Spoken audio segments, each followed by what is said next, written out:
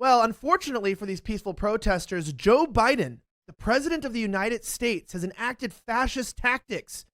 Do you remember back in 2020 when Trump sent federal stormtroopers into the streets of Portland to engage these mostly peaceful protesters? We didn't stop hearing about how this was the end of America as we know it. But as we are speaking, look at this. That is tear gas from federal officers under Joe Biden's fascist administration.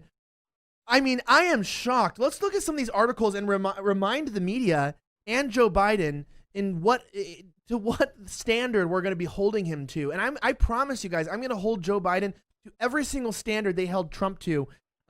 This article here from the New York Times, of all people, is from 2020. The president portrayed the nation's cities as out of control. Look at what's going on. All run by Democrats. All run by very liberal Democrats. All run really by radical left. And I'm going to miss Trump. I loved these quotes. Mr. Trump said this. Then he added, if Biden got in, that would be true for the country. The whole country would go to hell, and we're not going to let it go to hell. Now, Democrats said that the president was the one out of control. Senator Jeff Merkley of Oregon said that he would introduce legislation to limit the role of federal agents in cities like Portland. This isn't just an Oregon crisis, he said. It's an American crisis. And we need to stop Trump before this spreads. But it wasn't just administrations from Oregon. This article from the Washington Examiner, as rioters had attempted to burn down the federal courthouse in Portland, leading President Donald Trump to send in federal enforcement, officers faced much larger and more violent mob than as rioters threw Molotov cocktails at the courthouse. Officers were hit with hammers, fireworks, chunks of concrete, at one point barricading federal officers inside the courthouse while attempting to set it on fire. But of course, House Speaker Nancy Pelosi called the federal officers stormtroopers. Never forget that one.